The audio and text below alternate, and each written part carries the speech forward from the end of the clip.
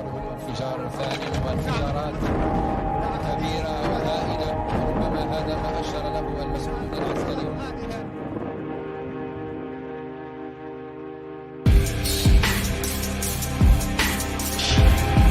The United States is in a state of security and surprise.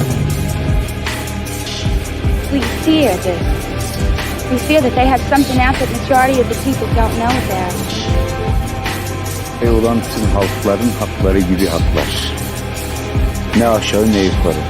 Ne fazla ne az.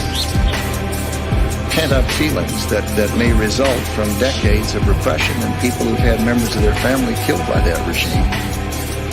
A lot of killers. Get a lot of killers. Why, you think our country's so innocent?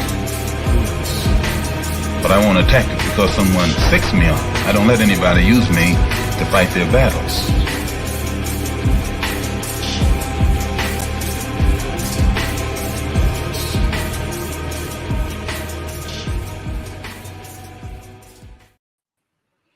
Welcome to Varn blog, where we stream all the time. So today I'm back with regular guests of the show, in front of the show, and a person I have interacted with online for how many years now, Greg? Oh, I don't know, maybe four, something like that. I feel like it was right in the beginning of the Bernie times. Yeah. So back when I was the only cynical person. It took everyone else a while to catch up with you. Yeah, it was like me and Regrettable Century being assholes, and everybody else was like, "But Bernie," and I'm like, "No."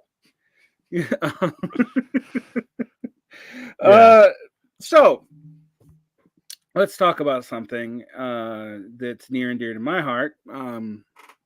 And that is not gloating over being correct about the Bernie phenomenon. I mean, that is near and dear to my heart, but it's not particularly healthy. I've noticed a lot of people talk a lot about organizing. So much so that I no longer know what the fuck they mean by that word. So we saw the development of a left that was largely weird and sectarian and based and largely based on student groups, to a left that was, broadly speaking, had a kind of strange relationship to the internet, like it was growing from the internet, but had a very real world manifestation, to the left post COVID, which has been largely and increasingly what we used to complain was a online phenomenon now actually really is an online phenomenon. And I know originally we were going to talk about co-ops and other forms of workers' power tonight, but we really need to talk about internet organizing and what it is, or more importantly, what it isn't. So Greg, what do you have to say about that? Okay, so I might be out of my depth altogether, but in talking more broadly, I might be out of my depth. But the thing I wanted to talk about was kind of the ways that people thought we were going to be able to organize things on the internet that never materialized. And I have my thoughts on why they didn't, but I thought you would probably be a really good person to dig into the history and the theory and give me a better understanding. Because usually what happens is I have an idea of why I don't like something, and maybe I'm turned off by it. And then I listen to you, and you often are able to articulate some of the things that I can't quite articulate, because I get a feeling, but that's it. I know why, for example, when I was more active in the DSA, why I stopped being active in it, but I couldn't tell you why. And then I realized, oh yeah, that's because they're spending all this time canvassing for Democrats. And I really stopped returning calls when people wanted me to do that. So I guess for me, the Iraq War had a big influence on me. Just the massive protests that were in New York that were probably the biggest this country has ever seen, which did nothing, and And so for me, I wanted to find something with teeth. And it was about maybe 10 years ago now that I was at a conference. I was trying to promote a ebook sharing social network that I was working on. And just somebody at the conference threw out the idea of organizing a debt strike. And seemed like a good idea, you know. Yeah, seemed like a good idea. Seemed like something potential. A lot of problems. I have an idea. I know what you think some of them are. I even in its best incarnation, you're still asking someone else to forgive your debt, so there's a problem there.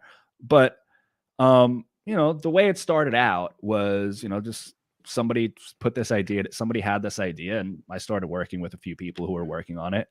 And the initial idea was do it like a Kickstarter, because if I don't pay my student loans, I'm screwed, But if everyone coordinates and doesn't pay their student loans at the same time, well, that's a different story. It's, what is it like? If you owe the bank $100, right? It's your problem. But if everyone owes, if everyone owes the bank $100, then it's the bank's problem, right?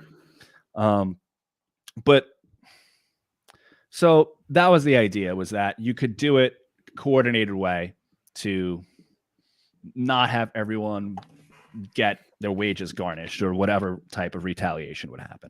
Now, that didn't happen. It was very quickly devolved into, well, okay, instead of dealing with the problems that we were going to face in order to pull this off, it turned into what became Rolling Jubilee, which was one of the big grift. Yeah, yeah, exactly. Basically, I don't want to say it, but and that became pretty clear that that's what was going on. Like it was, just buying medical debt on the open market, debt that's not going to get paid anyway, and forgiving it. Well, the reason you can buy and sell it because it's not getting paid. So I drifted away from the project, because it fell so far away from it. Even John Oliver picked up the same idea a couple years later. And it was frustrating. But then I noticed that some of the people who were involved with it started working on similar things. But without the teeth, it was, and they did one thing that they managed to get Corinthian,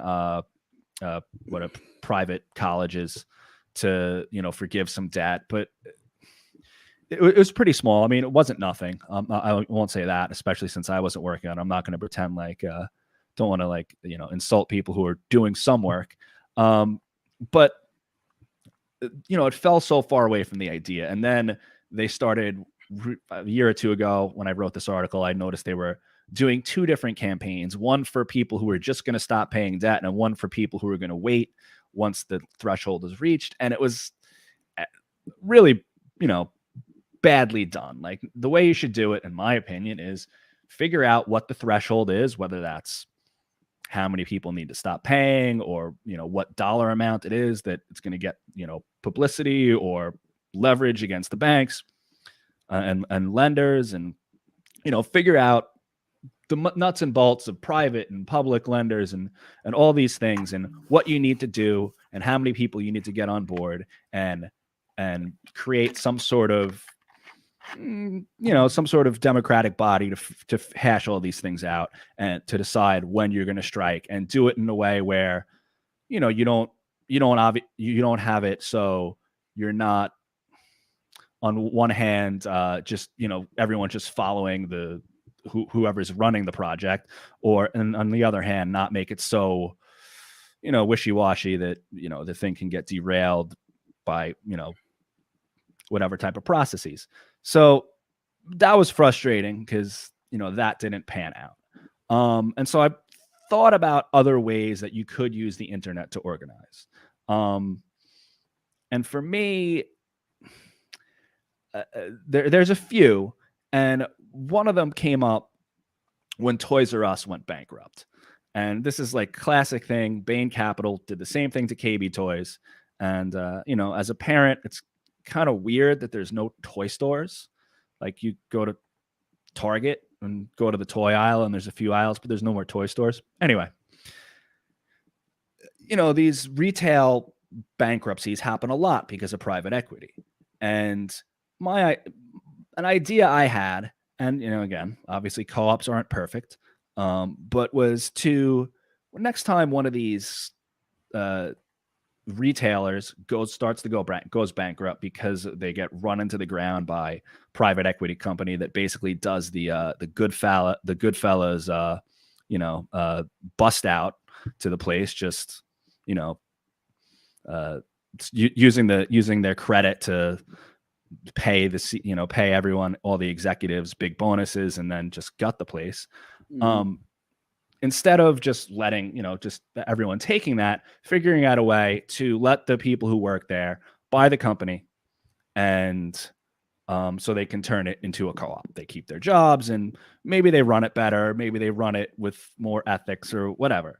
Now, of course, there's a lot of problems that come with this. Who's going to build it?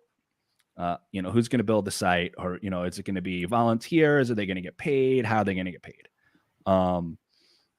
You need someone you need people, who have experience working with co-ops, organizing co-ops. You need that. I don't have any of that. I'm just a guy who's sometimes has crazy ideas. And so how, I would try to think, is this feasible? Is this something that, it's not the best. It's not the best thing. It's not going to bring about, the end of the commodity form, but it might be a stepping stone, or at least something that people could work on that is something of value, as opposed to, I don't know, force the vote or whatever crazy type of thing we're thinking about. And I mean, to me, if it did work, it wouldn't be, it'd be at best another flawed tool, in the same way that unions are another flawed tool. It's not the best thing, but it's nice to have one if you got one. All warts and all. Yeah, and so I mean, that was my initial thing, but then where you could take it from there. Something like, I think about sometimes Uber, and the fact that, Uber, the business model is completely, they were banking for a long time on being able to have this be a stepping stone to driverless cars, and doesn't look like that's going to happen. Anyone who knows the technology probably knew that wasn't going to happen. But let's say at some point Uber decides, look, we're going to cash out. Well, would it be possible to get the employees of Uber, or whatever they're classified as now, to buy Uber and turn it into a worker co-op?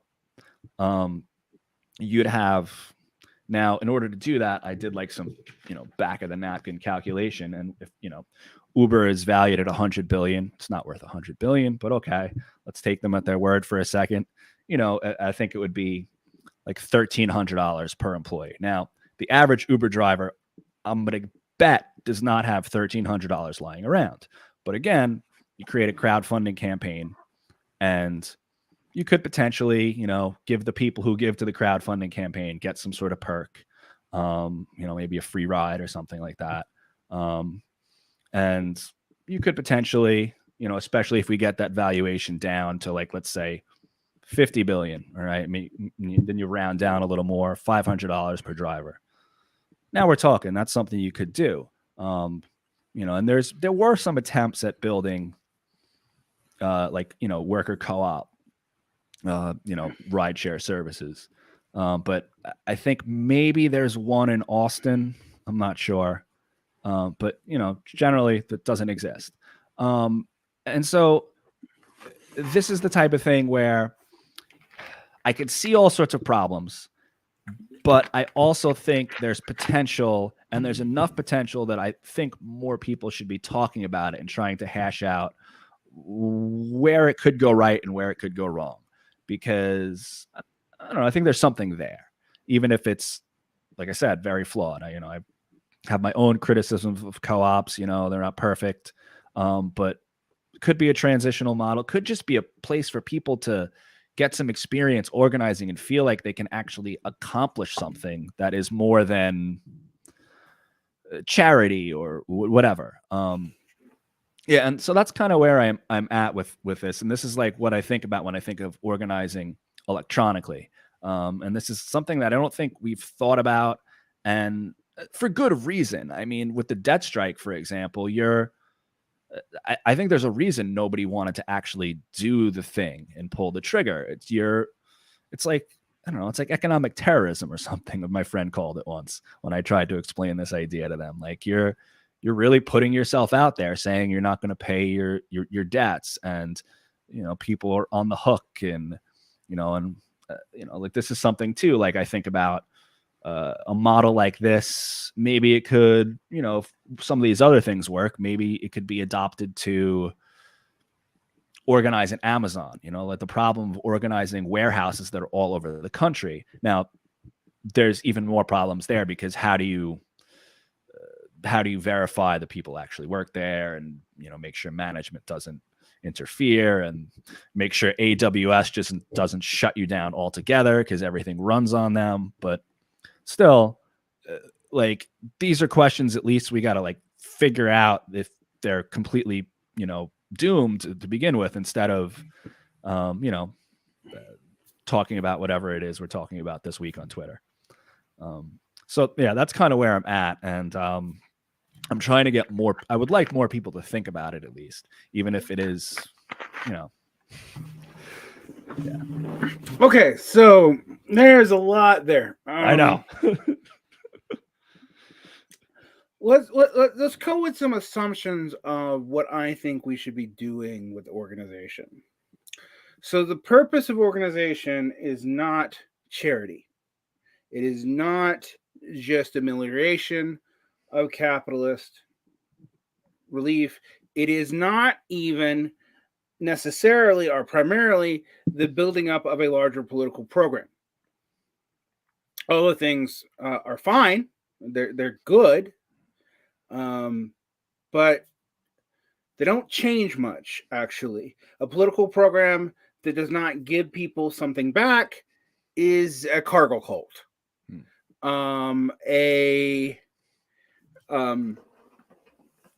A political program, a political organization, be it para, party, or not, that does not stake out some independent claim, is a captured opposition, basically.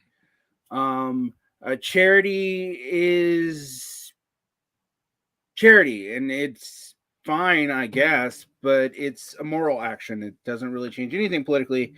And at most it can be used for is the church model of kind of blackmailing people into this or that ideological project through creating dependency.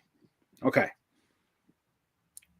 When I spell out that that's what they do, it becomes immediately clear, oh, that doesn't do anything.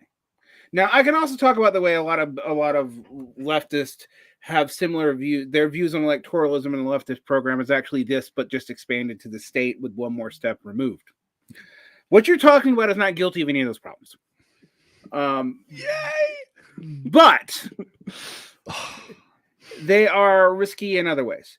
So the goal that I see organization of doing is giving, and this is in a broad sense, is giving groups the ability to be interdependent in a way that grants relative autonomy for them to act politically and determine their own material future. Now, there's a lot of words doing a lot of work in that sense. All right. So by material, I mean how they can structure their social relationships to meet their basic needs. I do not necessarily mean like purely economics in some abstract way or purely biology in some abstract way. By autonomy, I mean both the group, an aggregate, the group as a collective imaginary, and individuals within that group. And this is important. All have the ability to have relatively equal say in the power structures in which they exist. All right. That doesn't exist anywhere on Earth right now, except for maybe immediate demand hunter-gatherer tribes. But for all the flaws of David Graeber's recent book with Gringrow, etc., I do like that he goes through non-hunter-gatherer forms of society that kind of have relative equal power dynamics and groups have relative say. So that's what you want to build. All right. Now, here's the issue. When we talk about co-ops, you have to deal with the issue of the fact you're still existing in a larger system in which you have to exploit someone and make profits somewhere, even if that exploitation is collectivized and put back into the rest of the group. Now, you can say that group ownership leads to better capitalist outcomes, and I think there actually is good evidence for this, kind of, but it's still capitalist outcomes. And when you hit a profit squeeze for whatever reason, and I'm not going to get into like whether or not that's inevitable by some Marxist logic. They happen. Profit squeezes happen. Are you going to turn back into an exploiter thing? Are you going to find external labor? Are the rules of iron laws of oligarchy applies? Okay. So these are all questions you have to answer. But with these online forms of organization, which are basically buy-in forms, you have a bunch of problems immediately. Yeah. Can you guess what they're going to be, given all that I just said? I know this is like a test, but well, I mean, you're going to immediately have to run up. You're going to run into questions like you were saying, and I was hinting at before, like issues of just plain democracy. You're going to have issues. Yeah, you're going to have issues of buy-in, who's buying in, and yeah, I mean, that right off the bat, I think, to actually be able to structure the thing democratically, I think you're going to have a big problem right there.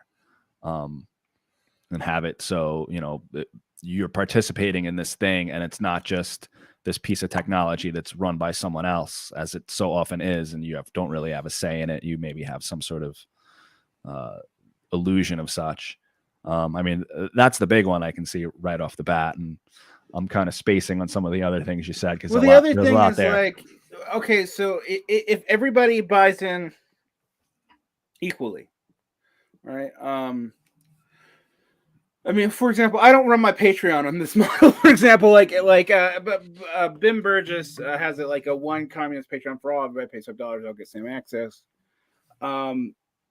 Which from a business standpoint is not smart. From a relative egalitarian standpoint is smart, because at least all people who buy into Bin's show are equally participant. Now that's a business. Like, let's make no bets about it. It might be a political edutainment business, but it's a business. What I do is an educational business. I am basically seeking rents for you to have access to my knowledge and the knowledge of people who wish to talk to me, etc. Okay, so what does that have to do with what you're doing? Well, but we see here the diffusion model of buy-in. All right. Before, when I did political media, and I did political media before, I either needed a company to back me, John Hunt Publishing, which got bought out, et cetera, so forth. Now I was out before that, but you see the problems there. Or I needed an individual rich patron, frankly. North Star Magazine, which I was one of the main editorial people for a while in 2013 during the infamous Vampire Castle debacle. That's me in some ways. But you know how we funded that? I didn't even know how we funded that. As an editor, I was not told till about 6 months in, that we were funded off of a rich backer's money. And I had, without knowing, by taking the position, pissed off that rich backer. All right. Said rich backer, and people can figure this out, wrote a hit piece about me. All right. Why? Well, because I was actually used as a pawn in a battle between the prior editor and his funder, because he felt like he was being used as a front. Now, I also know that many political organizations have basically the same structure. They had one or two rich backers, or they had, and in the case of some things like the People's Forum one or two rich backers to the terms of millions of dollars. All right. Now, when you have a buy-in like this, you have to ask, how are you going to democratically operate this and say, like, okay, I will take money from everybody regardless of what they put in, like, you know, but you're all going to have an equal vote. And the kind of politics that's going to engender. 1, 2. A big problem on the working class and working class autonomy is the working class is relatively de-skilled. They usually know the skills for their immediate trade, whether they are skilled or not. And when I say this, I don't mean low skill workers. That's not what I mean, because there's no such thing really. Like an efficient service worker at a McDonald's actually has a bunch of fucking skills.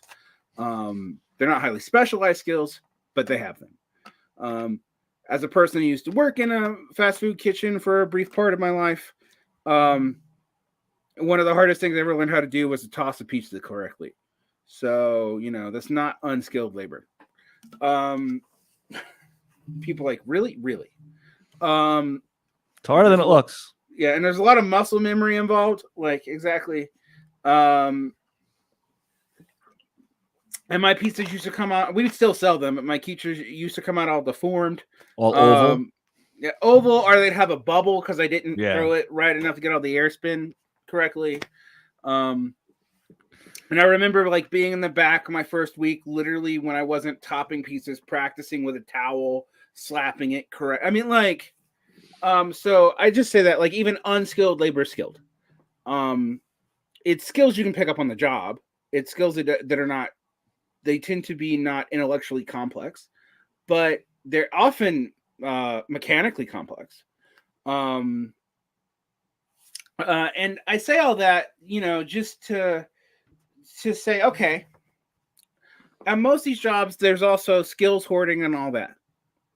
And that's one of the biggest problems that you have in left organizing for anything like an egalitarian system. Left politicos historically crush systems that negate this. So when you hear like social democrats get all weepy-eyed over Cybersyn, I'm always like, oh, they're weepy-eyed over big computer god, and that's stupid. But I realized after studying Cybersyn what was unique about it. Cybersyn actually, even though it was made with the development and management as deciding inputs and all this, and it was made basically by a capitalist managerial consultant who was a big fucking hippie. Stafford Beer is the primary thinker here. What it did was systematized as opposed to institutionalized management knowledge. So anyone who was skilled enough to do the job could step into the management function because the information hoarding was no longer there. And it thus removed both the political and managerial functionaries from being necessary and negated a problem that had been a problem in all human organization since probably forever, which is the more specialized skills you had skills hoarding that created an iron law of oligarchy, as by the ex-anarchist turned quasi-fascist thinker Robert Michel, or Michel Robert. I can't remember which way his name goes, so you can look it up. But the iron law of oligarchy, well, Cybersyn negates it. Okay, so this is where the online part gets interesting. Okay. So the online stuff actually, because of the nature of the technology, and by that I don't mean the computers. People misunderstand with this when I'm talking about cybernetics. I'm talking about the way the computer facilitates information relationships. Gives you the ability to develop both horizontally and vertically at once. All right. But we've never been able to utilize that. And let me get back to how this is related to skills. So you say you have a co-op buy-in, and you take care of the financial problem of, say, a gig economy co-op. You have not taken care of the skills problem of a gig economy co-op, which is going to be much more expensive to fix. This is why capitalist businesses love to outsource their education to, I mean, in ways that are maybe even socially progressive for us. But there's a reason why they have all this credentialing shit. They're basically outsourcing their training cost and turning it into a cost to the individual or a cost to the general society, so that they don't have to pay it, because paying people for something that's pure labor, with no commodity at the end of it, is fucking expensive. It's hard to exploit. In fact, labor in that category becomes a fixed cost, not a variable cost, right? It's just why, like, for example, for-profit educational institutions are almost always a scam, because there's literally no way to make a fucking profit off of stuff like that. Like, it's not something where there's any variable capital in any meaningful sense, like labor. The labor, if you squeeze it down, is just going to do a shittier job because there's no commodity to hide the relationship. It's pure exploitation at that point. So what does this all have to do with what you're saying? Okay. So we want to build something off of the internet to allow us to do things like co-ops, co-op buy-ins, but we also have to have a social function that deals with the skilling and whatnot. Now, ironically, the internet helps us with this too. The internet does end like skills hoarding in an institutional sense, in a way that capitalists and governments and stuff are fighting tooth and nail. But the other thing it does, and people didn't really think about this 10 years ago, is it democratizes disruption, disinformation, breaks of what we in military studies called OODA loops or OODA loops. So you can flood the world with so much information that the liberatory parts of the technology are no longer viable, and then everything feels like a capitalist hellscape. Now, what does that have to do with your co-ops? Well, you can't really regulate who buys into it. Like, not legally. Anyway. Yeah. Well, I mean, so it would be more of a it would be more of a crowdfunding thing so let's say like the example of Toys R Us, the workers who are there are already there, but if you wanted to help those workers, and you it would. This is where definitely risks turning it immediately into charity, though. Yeah, well, I was going to say, this is where it gets more into charity. This is where it feels more like a charity, or at least the impetus, at least the thing that helps create the co-op is more like a charity, for sure. No, definitely. Yeah. No, the initial idea is essentially like a charity that would create a co-op. Now, whether that could happen, I don't know. Whether it's a good idea, I don't know. All right, so I'm not here to shoot everything you say down, even though you kind of said that was what you were giving me permission to do. Well, I like that. I think it needs to happen. Like I said, like I do martial arts. You go to your martial arts teacher, and you'll like it when they tell you, no, you're gonna do your hip. It's just a little like this, and you get a lot more out of it. You do that. So, let's talk about the situation with BLM right now. All right. And this is very similar to the situation you have with the Rolling People's Jubilee and all kinds of Occupy funding things. Decentralized funding without complete transparency is the most grifty thing in the world. Yeah. The controversies that have even been, published by left-wing liberal left-wing, things like the New York Magazine on BLM and BLM's competing different organizations collecting money and then money disappearing.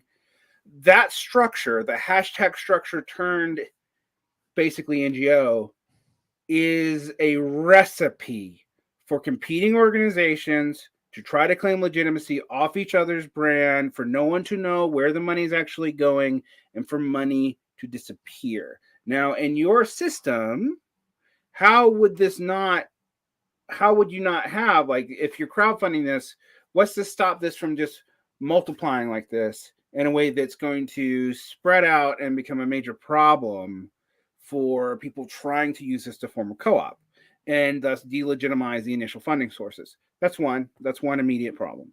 All right. Now you might go, well, okay, but we can be fully transparent with our books. All right, fine. But what's to stop competitor organizations from doing the same thing and doing it in a grifty manner in a way that affects you? And you're going to go completely discredits everyone else who tries to do it. Right. Yeah. Exactly. And you're going to go, well, crap. So then you have to figure out, okay, if I'm going to do that, and so notice I haven't completely shut down your idea. There has to be something else attached to it so we can verify what we're doing.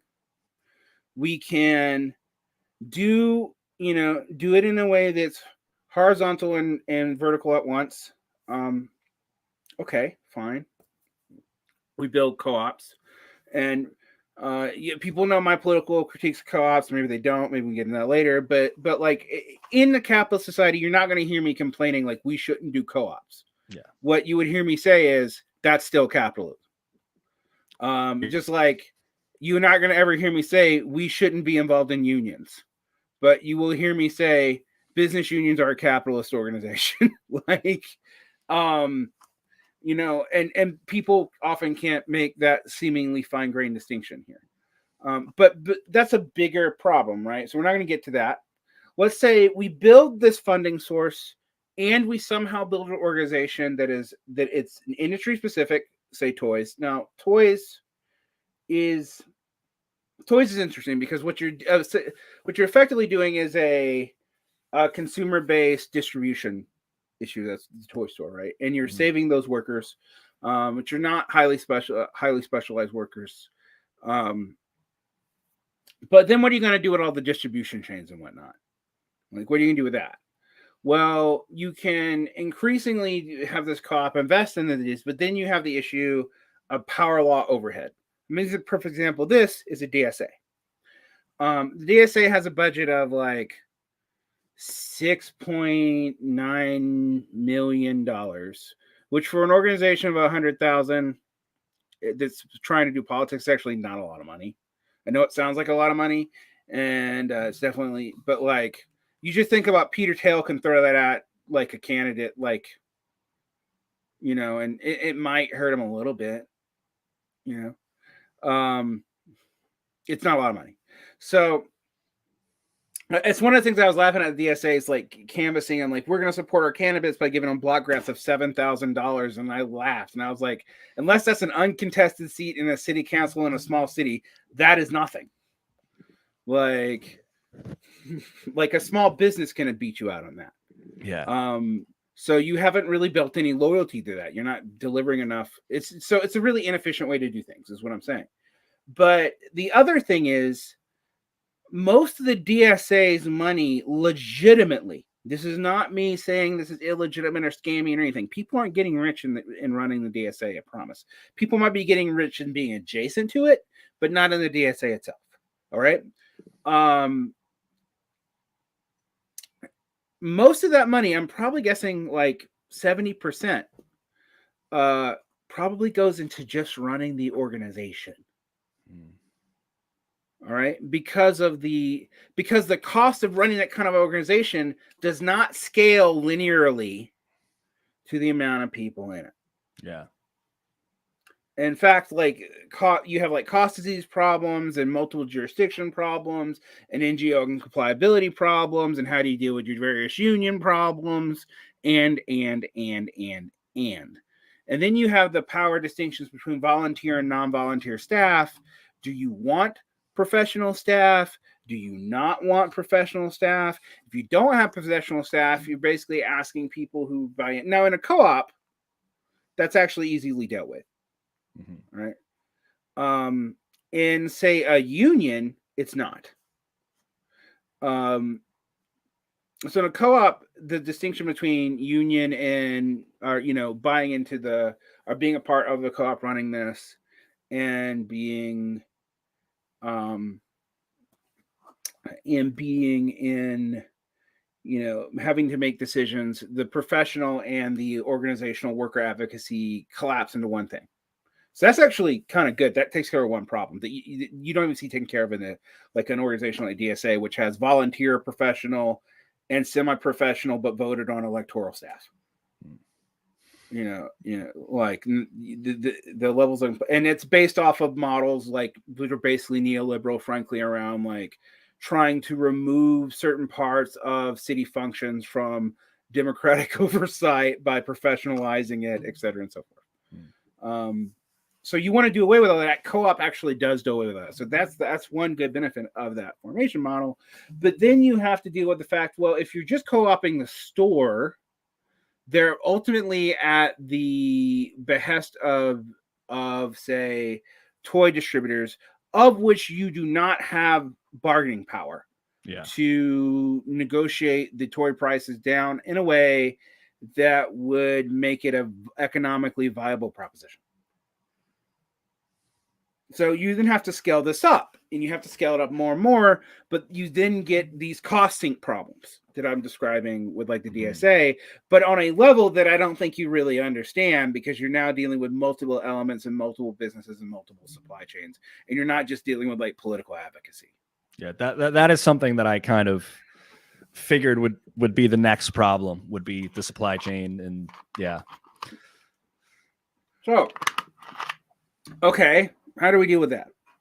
We don't, but so people are like, it sounds like you need a decentralized ledger system. Oh crap, I just created crypto, is what someone said. Well, I'm like, yeah, I knew someone was going to come in with crypto at some point. What I find funny is blockchain technology, except for the way it's designed in cryptocurrency and in NFTs, is to be deliberately inefficient and deliberately deflationary because it's designed to mimic gold.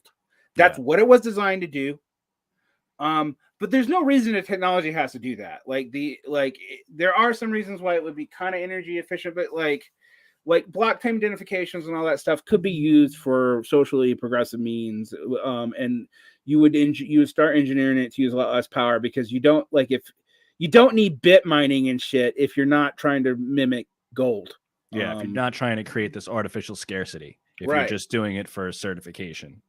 Yeah. I mean, you have to think about NFTs uses technology to build artificial scarcity, because without artificial scarcity, there's no scarcity in anything electronic. Yeah. So there's only two ways to do that. All right. So they wanted to mimic gold so they could get out of government and IP, because the other way to mimic it, and this is why libertarians are the people who really invented Bitcoin, right? Is libertarians hate IP because they hate government. I hate IP because I hate rents. But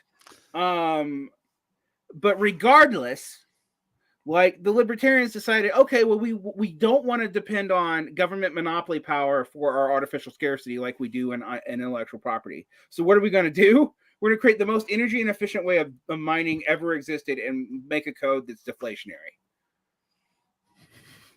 All right, but that technology actually, like highly adaptive ledger systems, is actually the same kind of thing we're talking about when we talk about Cybersyn.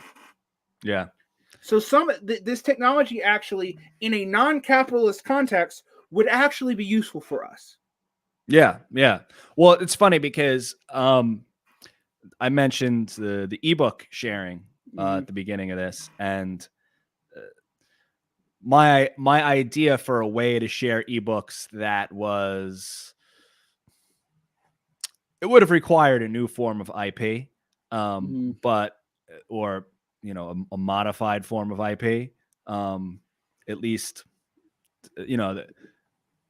as a librarian, it bugged me that I couldn't share an ebook. Just drives me crazy. It creates an artificial scarcity. But I also understand, like, you're not going to get anybody to put a DRM free ebook online anywhere if they own it. It's just, why would you do that? I mean, some publishers do that just because free publicity is worth it at a certain point. Like I give my book away for free all the time, but you better fucking pay for it if you ask me. You heard this. But yes, I mean that this is an existential problem, and the reason why they wouldn't is actually obvious. Again, this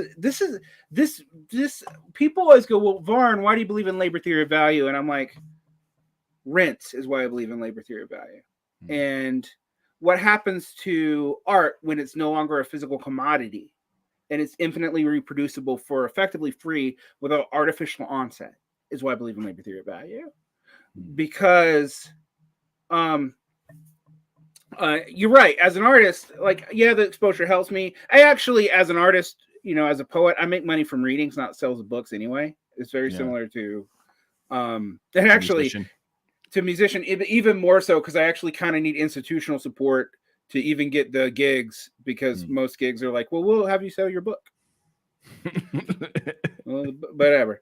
But it's very similar to a musician where like, and the worst case scenario, what I'm getting is a right to sell my own book as a physical commodity, as opposed to having it sold through Amazon or my publisher, and thus being able to keep, more of the overhead, more of the profits from the sale of the physical commodity, or I'm getting a stipend for my work.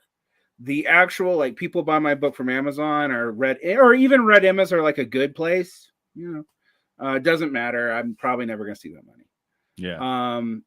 Unless we're at a huge scale.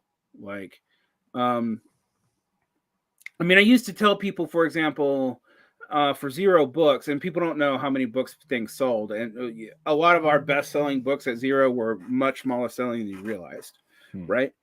But like, let's say we don't, like, everybody involved in the transaction would lose money if we didn't sell 1,000 copies. Now, in poetry, for example, selling more than 150 copies is where. Now, assume for every book you sell that like 5 more people are going to see it. All right, so your reach is more than your sales at all times. But if your interest is sales, right? Most of those margins for all media are way lower than you think. So we had to move 1,000 units of a book at most price points for us not to lose money on that book. And thus the author lose money. Not so much that we were taking money away from the author, but the author literally wrote a book for us for which they received no compensation. So that's hours of unpaid labor. So they have gone in the hole in terms of their labor power or their intellectual capacity or whatever. So again, okay, I say all this, so this model is hard to deal with. And because it exists in a capitalist system where margins are super low, you start having to deal with the reality of trying to support workers, even if they support themselves in businesses that are not particularly viable. Yeah. That's hard to do. Yeah. My idea to fix ebooks was, now this brought in a lot of assumptions, but it was better than a lot of things I heard pitched at tech places where I was trying to pitch my thing. But ebook sharing social network, you can, I started out with, I built a very rudimentary like model. I paid a little bit of money to have it built, which is a mistake. But anyway, at first I did, stuff that was in the public domain, but the idea was to eventually do it with, copyrighted books and create a new type of license which would even allow me to do this. But you could share books on the site, and assuming you're only sharing books through this site, it was something that actually is very similar to what Brewster Kahle is from his Internet Archive is doing. He recently came out with something very similar a few years ago. But it's basically like, you can only put a book that you own up there. You can only share it with, one person at a time. It's no DRM, but like, oh man, I used to have this elevator pitch completely memorized. But anyway, yeah, basically the idea was, you can only put a book you own up. So you had to have some sort of proof of purchase, but then you could only share it with people you were friends with. And then you couldn't share it repeatedly. So there would be like a 3-week or a month-long period of time where you couldn't lend it out. And then if you borrowed that book from somebody, if somebody else borrowed that book from you, they couldn't share it. And that was like a compromise to make it closer to what it would be like if you had a physical book and were lending it out. Maybe you buy a physical book and you lend it to 2 or 3 people so you can talk about it. But it's interesting that the IP came up because I was thinking about these ideas at the same time. Yeah, I think you have all these issues bubble up from this about IP law, because these are legal constraints, and then you have commodity constraints, and you have economic constraints, and you have the constraints of labor, right? And the one thing I will say to you, the most we've done with any of this is defensive. We've saved some jobs, maybe. Or we've created a sharing library that's legal. Yeah. Now, the problem is this is so hard to do that most people are just going to go to the illegal sharing library anyway. Yeah. Like, you know, which sucks, right? I mean, but it's like, well, how do you do this above board? Well, you have to admit the power relations embedded into the law and the power relations embedded into the economics are going to make this disproportionately hard to do in a way that is effective anyway. That is why those things exist. They are forms of opportunity capture. So, I mean, also, like, I can strip out digital rights management and a whole lot of things unless the reader is proprietary. Yeah, well, that's the thing. The most people get the proprietary reader too. Right. I mean, I've got a Kobo, which I think I got initially because it allowed you to do a lot without DRM. Right. I mean, what's funny is, like, there are perfectly legal software things to, like, rip DRM out, change the format, get it to another different proprietary form, and almost. So the thing is like, when you're pitching this, you're like, yeah, but okay, so you're asking me to do this legally, and there are all these legal things for me to do this illegally. Yeah. Why am I doing this? This is a way more complicated way to do this thing. My pitch was marketing. You know, you get that bookstore type thing going on. You know what people are reading and that whole thing. But that's the whole. Yeah. You know, because that's, again, like, you lose those physical spaces, and we're in this digital space, and you give, you use the information to market to people, but you also have book groups and all sorts of other ways to market to people and get them to connect with each other. And I mean, what people read, that's big right there. And that's actually something that is, I don't want to say less intrusive. It's still crazy intrusive, maybe more intrusive, but it's, it's more like, oh, I want to read that. And although God knows that the algorithm shows me things that I would never want, and I wonder where they got that idea from. But hey. Yeah, I mean, so let's talk about, like, there's all this stuff we've come up with, and it seems like I've just been rattling stuff at you about the number of complexities. What I'm trying to model here for our listeners and watchers is complicated systems. Now, you can use this to say you can't do any fucking thing. Like, and that's not what I'm trying to tell people to do, because I can systems bust down things I think are actually good. This debate actually happened in my discussion forum recently, where somebody was talking about how Cybersyn had to be set up by experts, which is true. Therefore, experts were setting up the controls, which is also true. Therefore, why doesn't it just need experts to operate, which is not true, right? In fact, the only reason it worked the way it works is it not needing experts to operate was an accident, of which the primary developer embraced as it happened, right? Because Cybersyn was originally supposed to need set up experts so they could more democratically handle a market socialist society, and then Sanford Beer realized that, this bypassed the need for markets as a epistemological information exchange, and it also bypassed the need for hardline experts after it's set up. But that was accidental. So someone was saying, wait, I like the Patreon model, being able to support things directly. How much of a cut does Patreon take? Patreon doesn't take a lot of money, actually. I think I probably lose like 10 cents on the, maybe 5 cents even on the dollar. Yeah, it's not a lot. It's not a lot. The Patreon's model is based on bulk of transaction. In fact, I think on a lot of people, it doesn't really make money on like most of its users. It just wants it wants a corner of the market by being the primary source that people use. Yeah. And you get a few chapos and you're in business, Yeah. The other part is algorithmic logic people are talking about gets more and more tame, and that's because it has to adjust for its raw fluctuations, and then it also gets more and more conservative.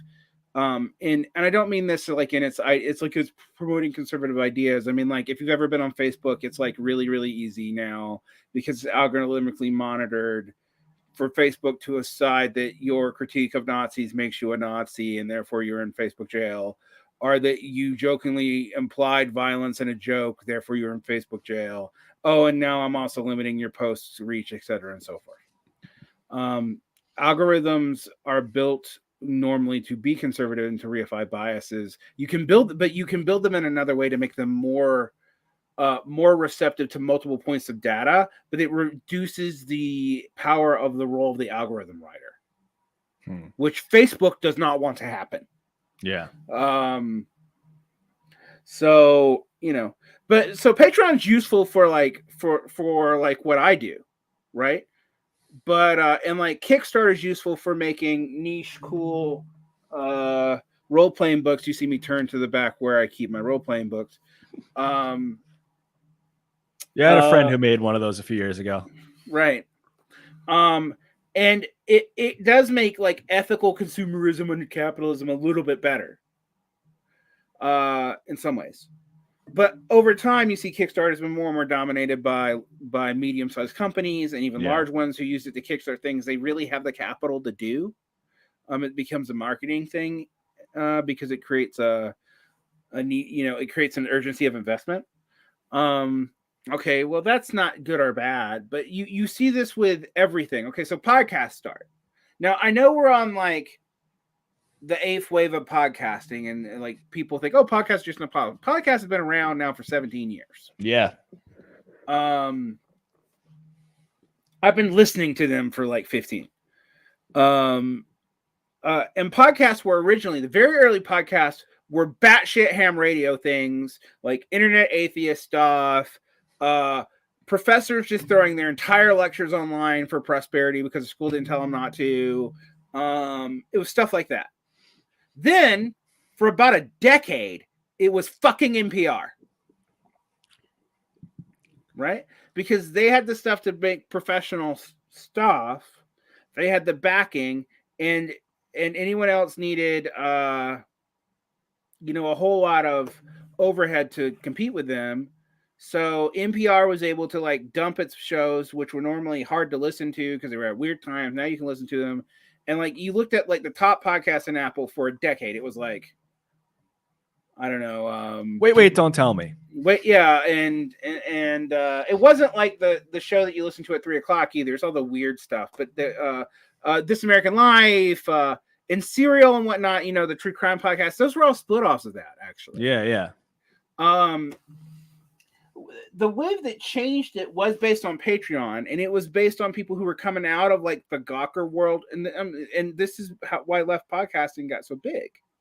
I mean, like, I was in the left podcasting world back when it was 4 weirdos and a bunch of Pacifica radio shows, like Doug Henwood, and I mean, literally, and like Democracy Now. But you could also listen to it on whatever, syndicated on whatever fucking local access radio that ran left stuff back in the day.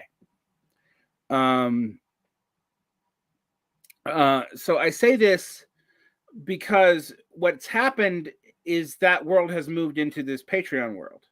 All right. Now it always was there. The people who have the money on Patreon, I've been doing research, and I'm not here. This is not to diminish anyone. Those mega podcasts, they had traditional media backers, like often hiding as patrons. Yeah. Or they had political parties hiding as patrons, or this, that, and the other, to build up their initial base, because audience follows money as much as money follows audience in this world. Yeah. Or just popularity, which it's represented in money or whatever. Right, yeah. Which is sadly true even in our stuff. So I say all this to say that we saw this in the podcast media space, and we've seen this in YouTube, where you create this format, it's anti-corporate, or it's corporate neutral, or it's free, and like it becomes corporate over time. And then you see the dynamics of the prior world become the dynamics of the current world, but shittier. All right. So from the dregs of MSNBC, you get TYT, and from the dregs of TYT, we get 1,000 YouTube channels pretending to do politics that are really about parasocial relationships with people shitting on other people with parasocial relationships to shitty senators and Congress people who don't do anything. Now, what does this have to do with your model? Well, your model, anything that's going to involve these kinds of platforms is going to be open to the same competition and interference. And that's the problem. The other problem is these model, the teleological design of these kinds of things are for democratizing petty bourgeois rent seeking. Now, like, you know, in so much as I'm a teacher, I'm a labor aristocrat. In so much as I'm a podcaster, I'm a petit bourgeois rent seeker. Right? We don't not like it, but that's what it is. That's true for everybody who's got a Patreon. Yeah. And if we don't have, if you're an amateur podcast, a truly amateur podcaster, which I was for 7 years as a left podcaster, right? I went on shows and I did my own shows at a loss.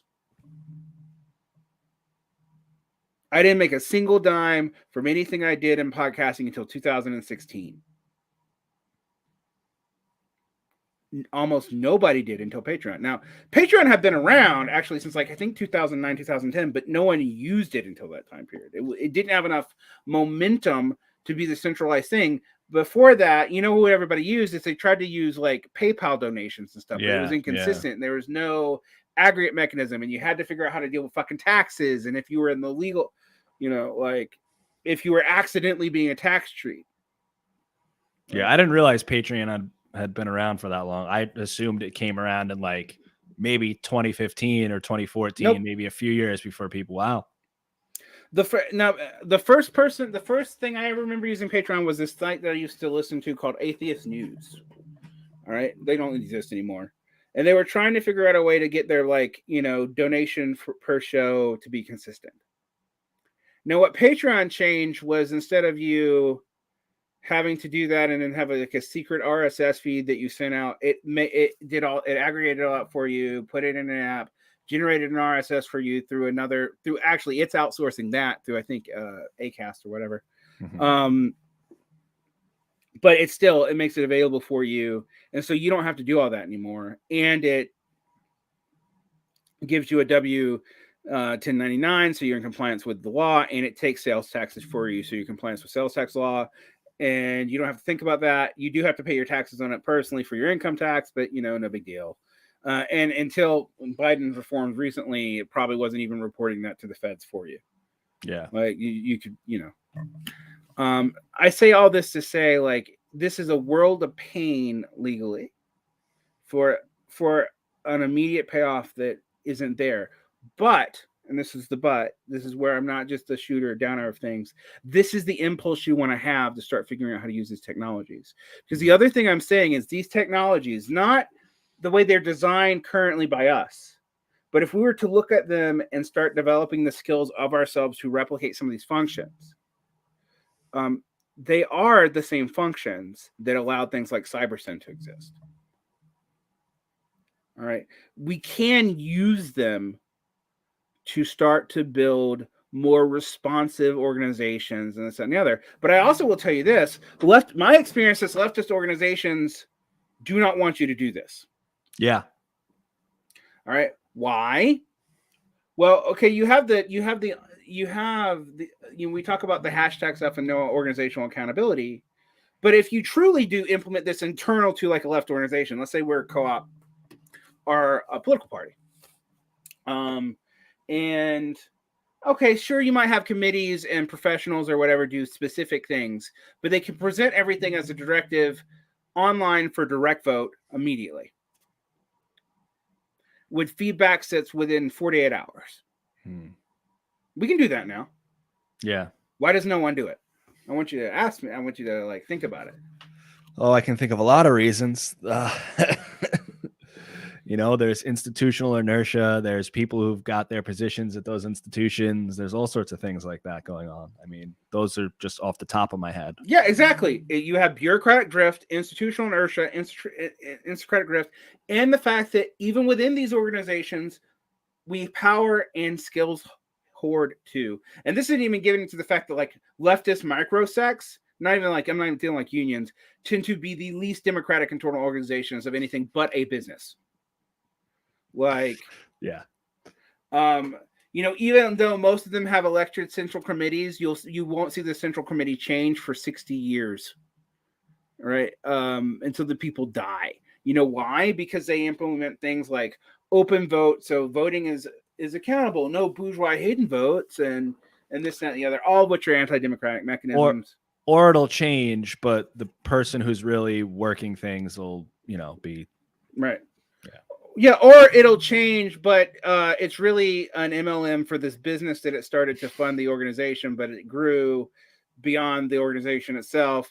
I don't know, like a certain book publisher that was attached to a certain Trotskyist organization that is the reason why the Trotskyist organization had to actually take its sex scandal seriously when it hadn't for 30 years prior. You know, and ironically, there's also some human tendencies that unless you have these things already built in, and what is fascinating about this, and this is going to piss some people off, but I've noticed some more venture capitalist corporate structures who build these things in to keep workers, than I do leftist organizations. And that was the irony of the Stanford Cybersyn thing. You know, like let's trace the history of that. You have Bogdanov, and then coming up with this idea about how to like get feedback loops and do more participatory planning. He gets, you know, more or less purged and has this fight with Lenin. This later on inspires people during late Stalin, early Khrushchev's period to re-implement this and come up with technicity, which is early cybernetic theory. This is, of course, purged for not being truly dialectical, which is hilarious.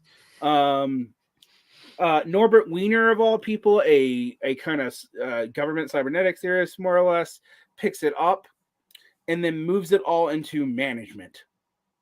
Management theorists, many of which were countercultural people in the 50s and 60s, because they don't really fit in with management, they're kind of disrupt it, then use it kind of accidentally to create a really horizontal socialist system in another country when they're brought in as experts by a social democratic socialist party. That's Stafford Beer. So you literally have, this is the wildness of this and why it's never really been implemented. Like you've had capitalists who benefited from a socialist ideas to then go to help social democratic countries implement more democratic inputs and try to make their markets more efficient, figure out they don't actually need the markets anyway, that we could do all the information stuff with these kind of systems. This removes the kind of crude shit labor market denotation system needs. And it doesn't require someone, this is not, Cybersyn, and what people don't understand about it, is not the computer doing central planning. That's not what it does. It is not doing the planning for you. It is just making the information readily available so that every worker can be responsive instantly. Or, you know, not truly instantly, but very quickly. And it did it with like a couple of telex machines and a like very early internet technology. Like it was like we're not talking about what we have now. Yeah. You know, it's like a few computers. It's like less than the kind of technology that's like in a fucking calculator. Yeah. Like, yeah, it's just a facilitator, just like the kind of glue in between it, the mushrooms in the forest, you know, not the trees. Right. So what happens though with most of these things when they're not used in this environment, they're just thrown out into the world. No one takes ownership of it, and some corporation gets it and then uses it and adjusts it to its own teleos. Its own teleological orientation, its own instrumental reason, use whatever fucking philosophy. Yeah. So that's what you have to think in systems with this stuff. And I just think like, this is a good idea because all your ideas here are good, but they have very large systemic problems. I think the rolling jet doobly, let's go back to that. You know, your basic logic for that makes sense. All right. Well, okay, debts are a major problem, particularly for debts are a major problem. I sometimes think we overfocus on them because the truly poor workers don't actually have a lot of debt, or if they do, it's at interest rates that you can't do anything about anyway. But let's not, like, that's a different problem. But let's say debt's a major problem amongst a lot of like downwardly mobile white collar workers, and actually people don't think about this. People who are forced into gigization and semi-petit bourgeois relations, like truckers, where you have to own your own rig and all this. And we don't ever, like, no one ever talks about these like they're related, but they are. So we see this problem. We go, okay, well, we can actually crowdfund rolling relief for this. Well, okay, but the only way we can do that is if it's the debts in the open market, and it's already debt wouldn't be paid. So now we're actually increasing capitalist profits.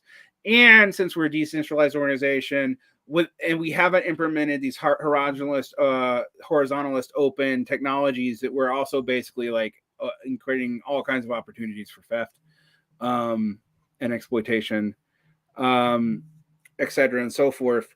But we can see that the initial impetus is rational, logical, and not even a bad idea. It's that it's conceived of without looking at these overlapping systems that cause it to be open to all sorts of problems. And way too much in the left's life, if we talk about like unintended consequences, we immediately go, oh, that's conservative thinking, because those are what they're always talking about. But most of what we deal with is unintended consequences. Yeah. And pretending that's conservative thinking is why we build shitty institutions. To go to Gregory Bateson, there's no such thing as a side effect. It's all effects. Right. You know? Yeah, and then also my favorite cybernetic thing that I use to make people uncomfortable, the function of a thing is what it does, not what it tells us if it does. Yeah, for sure. And so those two principles should be guiding anything that we do. But we shouldn't be saying, because if you take this to its logical conclusion without trying to see the possibilities in this technology, you basically become a fucking primitivist, which is a kind of reactionary position. Oh, it's completely reactionary. It doesn't get more reactionary than that. I mean, like, basically like the negation of all that exists for all that might exist. Also, we're not thinking about power relations into transition and the fact that only the rich would likely survive anyway. Also, abstract thought makes this really impossible. Oh no, let's go Fuserzin and argue that we need to chemically like lobotomize the entire human species for our project. What? Like that is the most weirdly dystopian thing I've ever heard. I didn't even know he thought that, but that actually makes sense. That's about the only way it could work, because eventually you're going to get technology again. He has dropped it, but even when we interviewed him on the early Pop the Left in the early aught teens, like 2012, 2013, Doug Lane and I interviewed him, and we kind of proved him that his de-reification thinking would eventually lead to the need to lobotomize the human species. And then I found an essay where he essentially said that. And I was like, whoa. You know, that like language would need to be fought against, and then like you'd have to change like what we mean by what it means to be human. And I'm like, dude, you'd have to change by what it means to be a mammal. Yeah. I don't even how do you get people who are lobotomized to lobotomize other people? Or is there a genetic thing? Yeah, I have no idea. It's this weird. It's like it's thought through at a point of logical consistency that makes it impossible to completely think through. Which is why I think he dropped it and would now say that's a reductio ad absurdum of his position. But I'm like, yeah, but you said it, and it is a reductio ad absurdum of your position. But it's also like the only one I can see that doesn't create a whole lot of other, like, if we would just replicate everything we were doing now anyway. So this is way off of what you're talking about, right? But my point is, like, okay, you give me these ideas, co-op. So let's take what's liberatory about a co-op. Let's reduce that to its essential functions, and let's talk about the liberatory possibilities of the internet. All right. What's liberatory about a co-op is it reduces arbitrary management distinction. It makes people in charge of their own work environment. And if they exploit each other they're exploiting each other in a way in which they all benefit. Now, notice I'm still saying they still exploit each other. Yeah. Like that cannot be avoided in the capitalist system. But you're at least exploiting people if the shares are truly mutual, as long as you're not exploiting outside labor that you shut out of the co-op, which is usually what happens. Yeah. You are at least sharing. You are sharing generally equally the results of your exploitation, right? Which, while still ultimately is not the goal of Marxism, it's still ultimately kind of shitty, at least is a better world, and actually one that is more rationally efficient, because, and I know that people are going to be surprised I think this, but because it empowers the whole emergent knowledge property. So, for example, on issues that people are not on, where large groups of people are not heavily emotionally invested, the aggregate is more likely to be right than even the smartest member of the group. Right. But if something is politicized and thus emotionally invested, all those gains go away. So, like, if it's something about your identity or or this, that, or it's part of your national imaginary, yes, co-op schools are a thing. Someone's asking that. We'll get to that later. So this is good for those things. It also skills people in a way that even unions don't. It also just removes the antagonism between union and management, because the union is the management. Yeah. All right.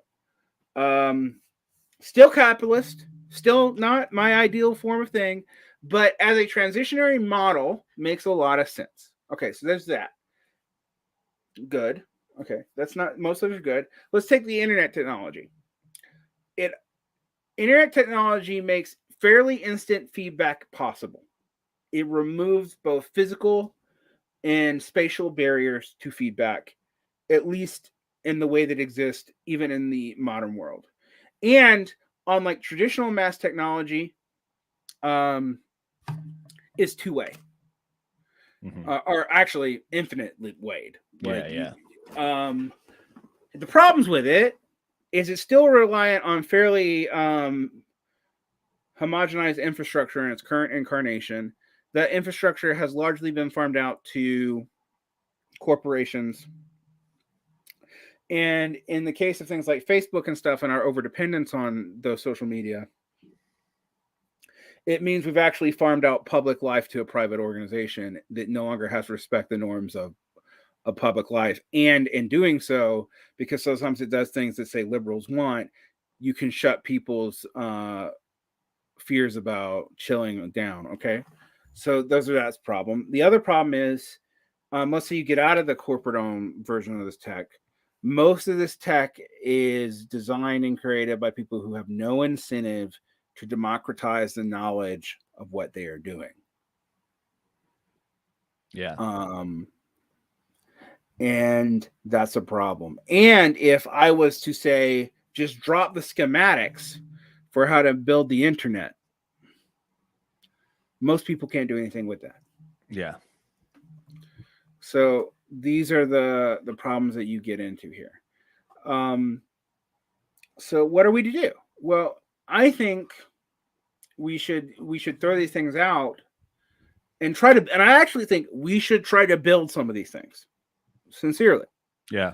Not because they're going to work, because they are most likely not, but because unless we start to really play with these technologies in a way that rips them from their current capitalist context, we are stuck by letting big tech corporations and the government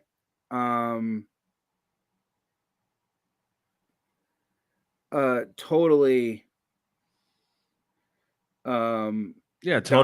totally use this technology, which is, I mean, we're in a state right now where we use this technology and we think of it as, oh, we think we have it, but we don't. It's not ours. Where it's being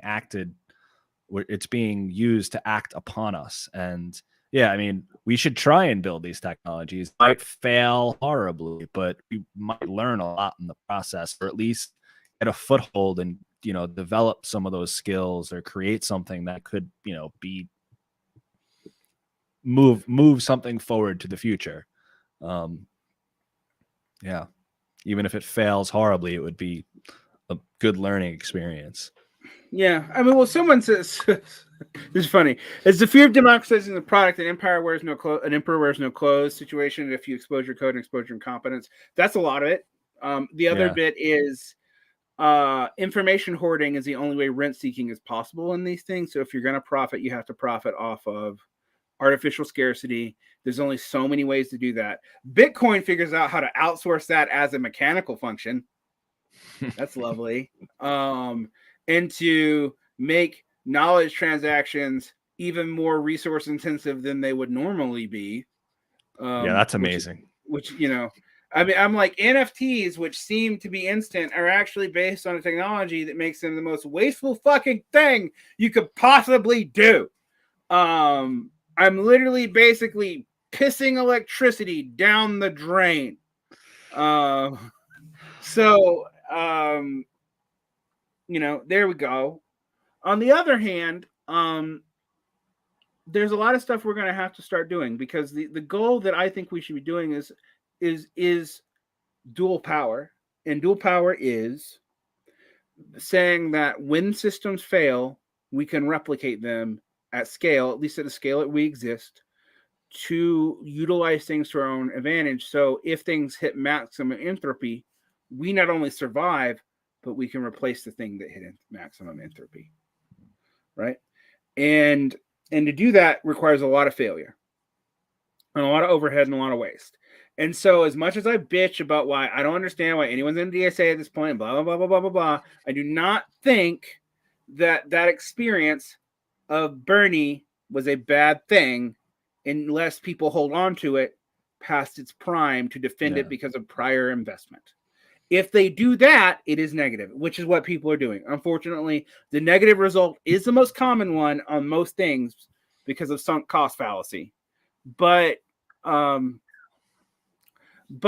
that is how you learn. Yeah, for sure. That's how we learn institutionally. Yeah. Right. Occupy, big fucked up mess that everyone was mad at me for being negative about 12 years ago. And now everyone's like, you're too positive about it. I'm like, Occupy was going to fail. We learned a lot from its failure. Now, a lot of what we learned engendered something that I think is worse, actually, which was to go back into the Democratic Party and try to replicate the merger formula without unions or without looking at the unions where they are and basically create a super NGO complex. But even that has been useful, because now things that I said in abstract, I can now say, we have now historically tried that. I was right. We're done. Yeah. Right. Now you might go, well, that's just gloating about your own. No, because I've been wrong about many, many things. I was wrong about Trump being elected. I knew it was a possibility and actually said so. But I was like, yeah, it's like an outlier possibility. And we got the outlier possibility. I've been wrong about geopolitical things that I'm not going to mention, where I'm like, well, that's an outlier possibility. Well, the Black Swan event happens, people.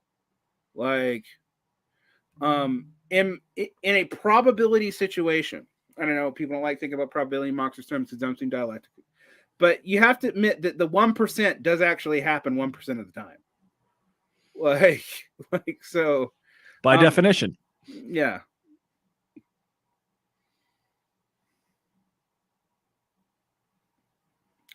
And yes, people are like, well, there's not large enough developers. You're absolutely right. There isn't.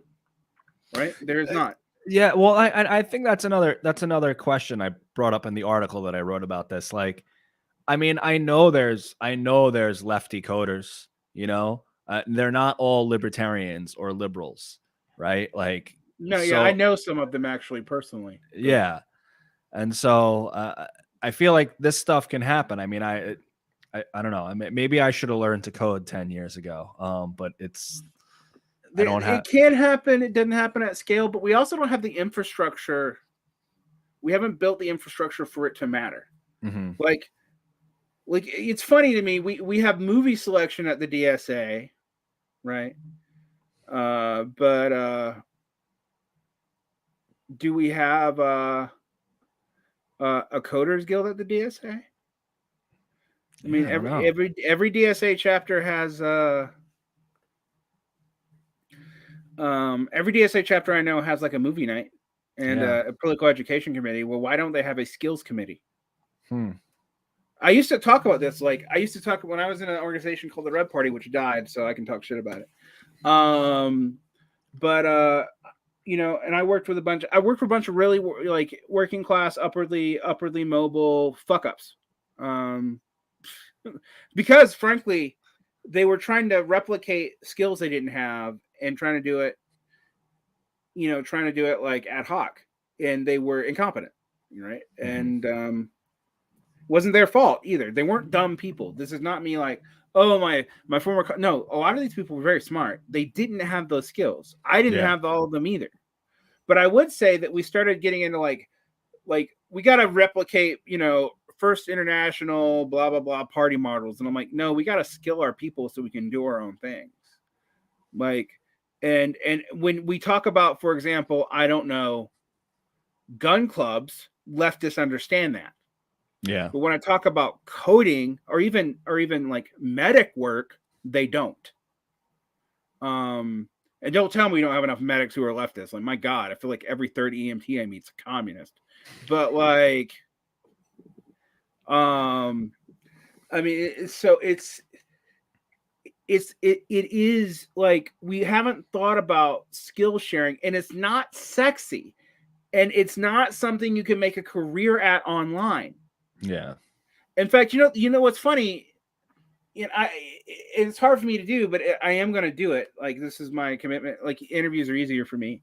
But like, you know what people ask me to do the most of, outside of interviewing interesting people, is to do little explainers for basic shit that they were never taught in school. And it's humanities stuff and logic stuff and philosophy stuff and history stuff, because that's what I can actually do. I do understand basic system theory. I know how math works, but I don't feel like I would be doing very good Khan Academy videos, right? But like, you're like, yeah, that sounds horrible. Yeah, it would be. But that's what I constantly get asked the most to do, because no one's doing that. Like, no one's making these little explainer videos for like, here's how leftists might interpret different kinds of inflation. Here's how leftists might want to use energy sinks. Here's how leftists might want to look at cybernetics. And you know why I don't like doing it? Because even for 15 minutes of material, it's more work than anything else I do. Yeah, this is why I got away from doing YouTube altogether, because you're either, you know, just developing entirely parasocial relationships, which which are it's pretty easy to do without doing that type of research, or you're spending all that time doing that research for 15 minutes worth of content. Yeah. You know, and it's tough, but I got to say, I do like that content when you put it out. It's good, because some of the stuff I know, but some of the things I'm like, I needed a refresher on that, or I didn't know that. Like some of it is me like putting two things that no one's ever, like, most people don't think to put together. Yeah. Like I remember people being shocked when I was like, here's what reification means in Marxism. Here's what it means in basic logic. And here's where the overlaps and tensions are. And like, I don't think anyone I knew, like, no one even taught me that in graduate school. I'm like, well, I mean, you know, but then people are like, well, what book did you get that from? I'm like, I didn't. I read like 50 and spent like 2 or 3 years of my life trying to figure out how this worked. Like, for myself, actually, not even for you fuckers. Yeah. And then when I realized how it kind of worked, I made a 15-minute video for you, which took me 5 fucking hours to make with no production values whatsoever. Yeah. Or another thing that happens is I'll hear you talk about something, and you'll explain why you do the things you do, or why you talk about the things you talk about in the ways you talk about, and I'll go, okay, good. I thought that's why he did that. And it's just, or gee, I do the same thing. Like when you were talking about so do you know why I do that? Well, I'm gonna guess to not develop the parasocial relationship with people, to get people to question that a little bit, but no, It's go not on. just that. I mean, that's part of it, but it's also it's based off of educational technology. You know why school? You know the most common complaint about school, right? That I hear from leftists, rightists, centrists, whatever, and they're not wrong. You don't teach us how to do things that are practical to our lives. You didn't teach us how to do taxes and how to look. Well, I taught you how to look up stuff, and I taught you math. And tax law changes every year. So what the fuck good is it for me to have you memorize tax law? Also, no one memorizes tax law. No one knows. Professors. Yeah. So but then I thought about that complaint. I thought about it for a long time, and I read up on some educational psychology stuff. I'm like, oh, and actually, frankly, the corporate educational psychology stuff was better than the stuff in the public schools. I hate to say it. But it's like you have to model what you're doing and go metacognitive and explain why you're doing something to a person so that they know how to synthesize and apply it on their own. And so, people, you hear highfalutin theorists in education talk about Paulo Freire and his banking concept of education but they just say that, but then they don't realize but you have to model what you're doing and explain why. Don't just throw it out them, let it figure them out. That's how a lot of people interpret that. Well, yeah, sure, but most people can't, or they would already have done it. So you model the thinking and explain the thinking, which is the entire reason we've been doing this tonight. This is why I agreed to do this with you.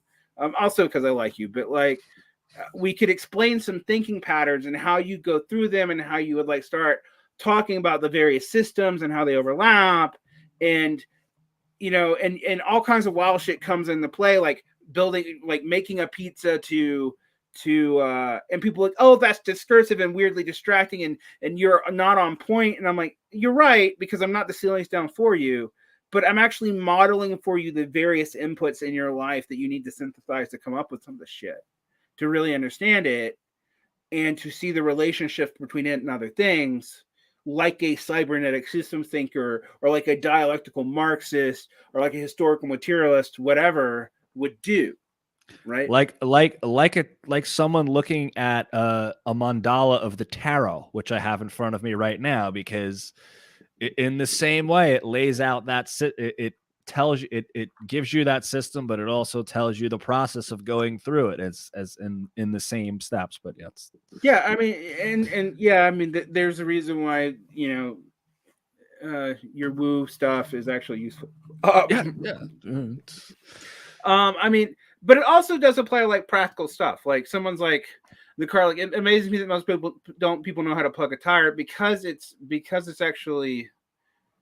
complicatedness of a car seem to go down to the complicatedness of a car part, and you don't want to fuck it up because it would break warranty and let's break all these exclusive contracts and stuff. But plugging a car tire is really easy.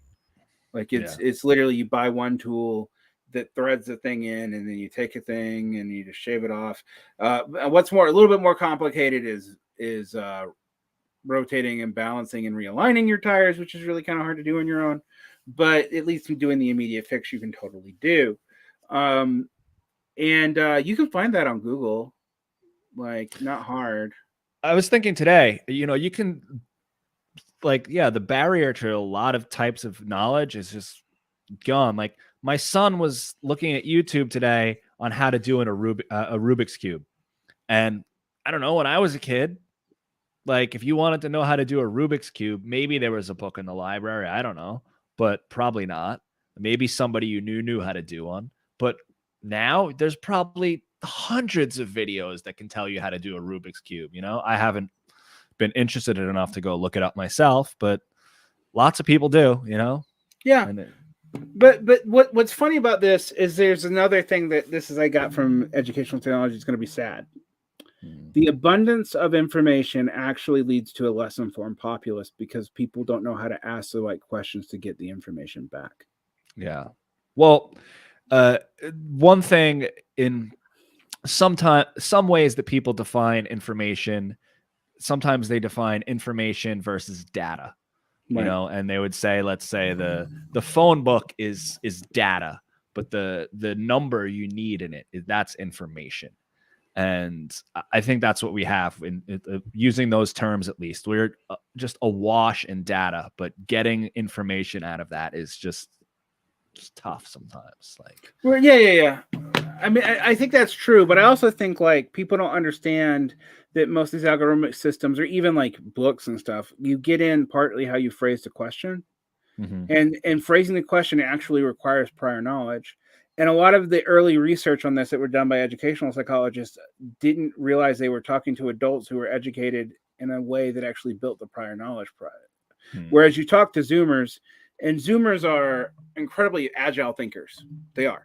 Like, I don't like generally essentializing, but this is a way in which this is material. Like, there's physical changes that have literally altered your brain. But they often are easily duped. And for different reasons than boomers, who are also easily duped. All right. Why?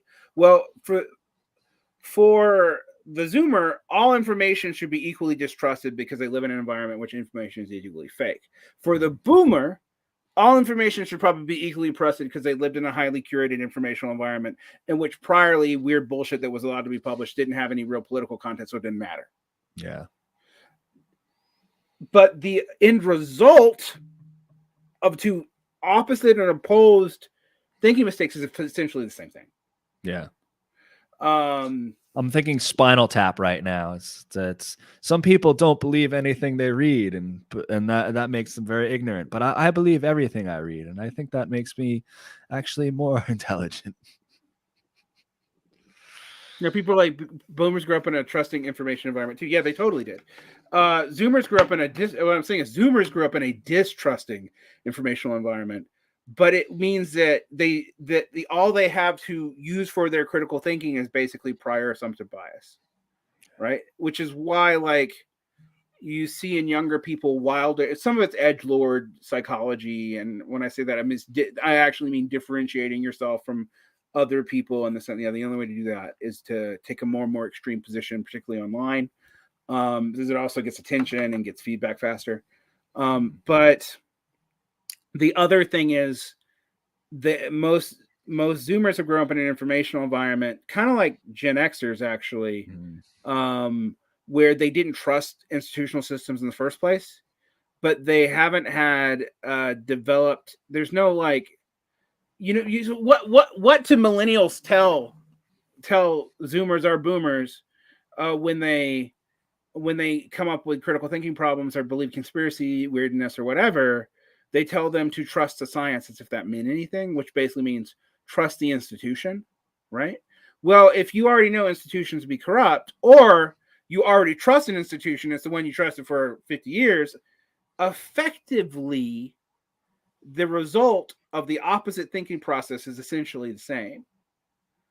You confirm your prior biases, one by trust, one by distrust, but it doesn't, and yes, that looks differently in the way people interact, but not really in the way people like make parasocial relations, right? So when we build horizontal systems, we have to assume that some of these kinds of information feedback problems have to be addressed in the way we build it. And the way you address that is participatory transparency. And also, frankly, you have to combine prior older skills. Like I've told people this for years, like innovative pedagogy still requires someone to tell you what shit means and be a good direct instructor or whatever, right? Well, that applies across multiple categories of your life. Like even Cybersyn took experts to build it, but it really was experts who removed, and again, by accident, because if they knew what they were doing, they probably wouldn't have done it, removed their own institutional need to exist. They systematized their own function so that almost anyone who was of moderate intelligence could assume it. And if anyone of moderate intelligence could, any group can. Yeah. And that's what we should be using the stuff to do. And so your co-op inquiry, even though like I might shit on it all over the place here, there, and other, and the specifics, is still the right way to start thinking about it, because at least it's thinking in systems and not in projecting upon the party in the past. If we just give the Bolshevik thing one more try from 1917, even though none of the conditions, not a single fucking condition is the same, and it's basically like it's basically materialist forms of eschatology in reverse, or romantic nostalgia or whatever. That's useless. We can learn from the Second International. We can learn from the Bolsheviks, and we should. But we can learn from all kinds of shit. Like, we can learn from corporate trainers. We can learn from the failures of the American left, not just the Russian ones. We can quit like having this typological, like, well, there was a revolution once and there's the stages of history, and like, drop all that shit. Stop it. No. Like, modes of production are not stages. Like yes, they develop in certain ways, but there's no progress or regress there in a material sense. When you go back to the Hegelian categories and people complain about, oh, teleology, and they read that on Marx, right? Teleology. Well, what they're not realizing is, yeah, there was a teleology in Hegel. Hegel literally believed God was the ultimate form in which the universe was taking, and that we were all moving towards it, and that was the answer, and literally there could be nothing else because what we were moving towards was God. All right. Now, Marx says, no, ideas are developed this way through the dialectic in history, which clarifies our ideas in the way they relate and attach to the world. So our ideas reflect closer and closer to reality, but it can totally go wrong, and we're not in total control of it. All right. And so, Marx really is taking that Hegelian thing and turning it on its head. Okay, fine. How many people have said Marx takes Hegel and turns it on the head and not explain to you the simple difference in those methodologies and like how profoundly different they are? And then when like postmodernists go, well, Marx searches teleological X, they assume progress, this, that, and the other. And you're like, well, it's because no one really understands what the difference between Marx and Hegel in the first place. And it really is that simple. Like, Hegel believes the universe is developing through an eschatological revelation of God in which God acts negatively through history. There's a very complicated instantiation of it, but things are the way they are because they have to be, because God wants them to be so. Like, it is a negative, the history is a negative manifestation of the universal absolute idea, and the absolute idea is God. Right? That is not how Marx is thinking. Marx is actually saying, like, Hegel's theological mumbo jumbo accidentally led to a realist conception, a useful real conception of history, because even these batshit crazy ideas come from somewhere in the physical world, and thus we can use them to develop actual, materialist thought.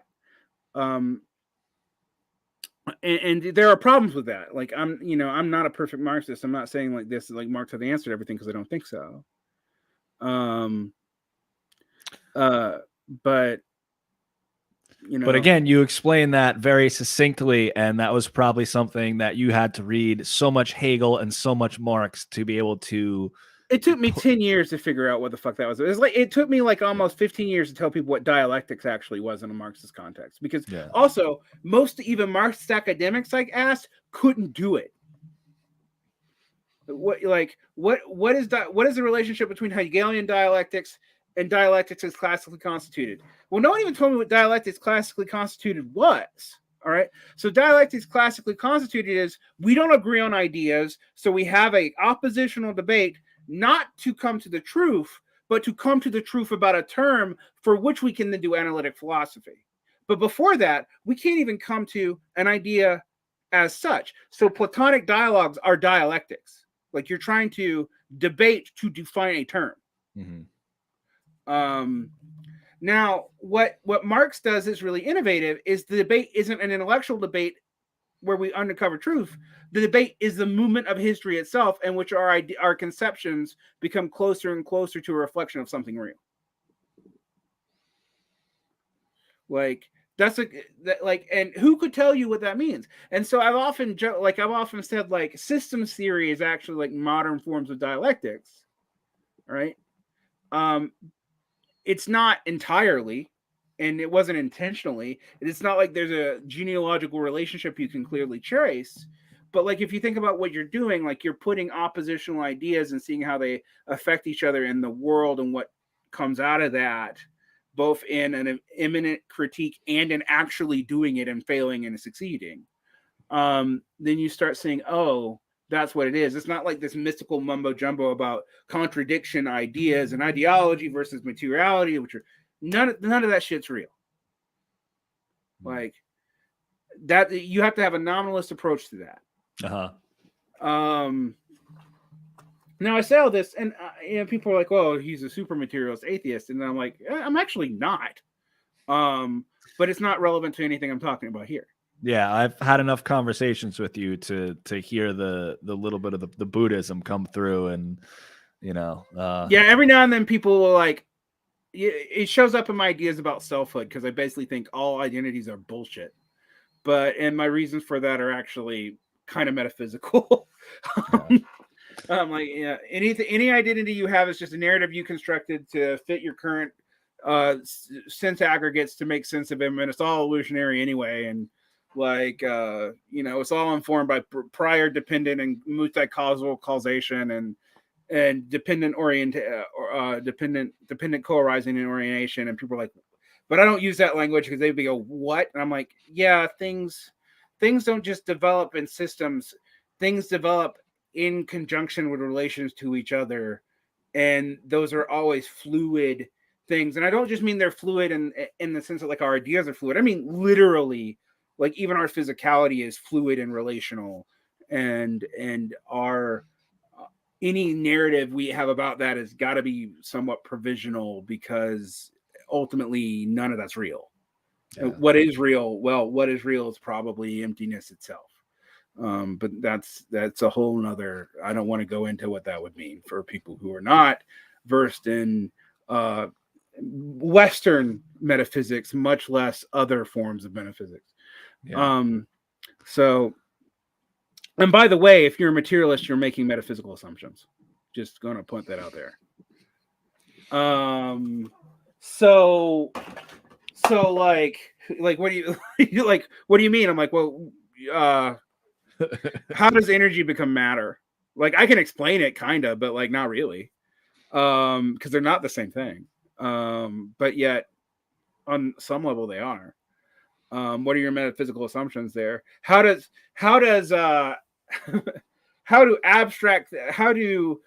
physical things become abstractions, which themselves become physical things in the world because of our relations to them? You don't think that has metaphysical assumptions in it? Yeah.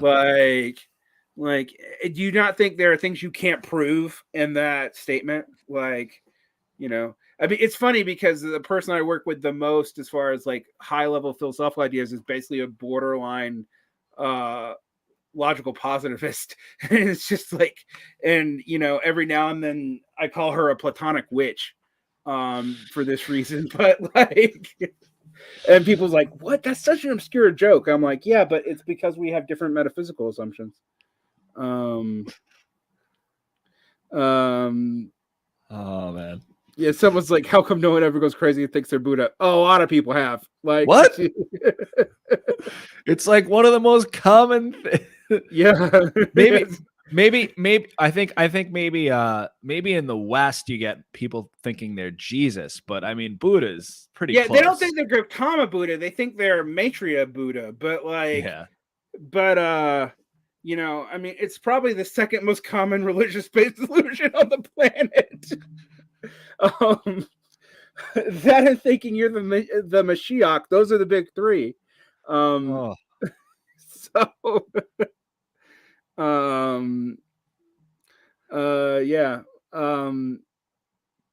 yeah, someone's like, after frontal lobe events. Yeah, this is a whole nother thing about like how religious experience and petit mal epileptic seizures actually totally map onto one each other. On that note, ending in utter obscurity because I'm punch drunk because I've been streaming for 4 fucking hours. Yeah, I was wondering how you would be at the end of this. This is interesting. I propel myself of pure manic momentum. Except for when I do solo streams in which I propel myself off of spite and hate. And you laugh, but it's usually like I laugh because I've watched them. Yeah, you just watch me degenerate into like me calling people idiots. Like, but we all have to know what it goes out. And one of the things that I like to talk about, people ask me why I don't like books. I'm like, I'm a dialogic thinker. Yeah. I think through systems with other people who can throw new inputs at me. Yeah. That's a shitty way to write a book unless you have a very patient co-author. Mm-hmm. So, you know, there you go. Someone's like, yeah, really? Yeah, really. Petite model seizures can cause events that mirror what people say they're experiencing in religious events, including some like weird disassociations of the body and certain kinds of hallucinations that look a lot like gods, stuff like that. DMT will also do it. I don't suggest it, but that's what Terrence McKenna was talking about with mechanical angles. Yeah, ayahuasca will do it, but but they're the same thing. They're the same thing. It's a bit easier. Well, you don't vomit as much with DMT. I mean, you don't vomit. It's easier. It's easier on the. It's easier. It's not as extreme. Yeah. These are not things that either of us know from personal experience. We've read it from anthropologists. No, it's purely books I've read. Purely books I've read. I never, ever rely on a stream. Anyway, did we just do the liar's paradox? Like one of us, I think we one of us is lying, the other one is telling the truth. Anyway, so on that note, now people can deduce whatever they want to deduce from the end of the stream. We've thrown out stuff about co-ops, stuff about system theory, stuff about gender, stuff about everyone's conception being weird. We talked about Marxism. We talked about a lot of stuff. You know what we didn't talk about? We didn't talk about stuff in which we're not specialists that have actual immediate practical consequences on people's lives. So you shouldn't either. All right. And that's all. Thanks, Brett, for coming on. You'll be back eventually. Oh, I'm sure. I'm slowing down how much I'm producing because I'm like this week it's been 3 interviews and people are like, why aren't you doing those shorts? And I'm like, do you have any idea how much time? I have a full-time job, people. Like, I'm a teacher. Actually, I'm not just a teacher, I'm a department head. So like, and I'm a union rep. Come on, there's only so much time in my life. Wow. Anyway, with that note, you may all have a great night and joyously go fuck off. Bye. Good night. You find the button.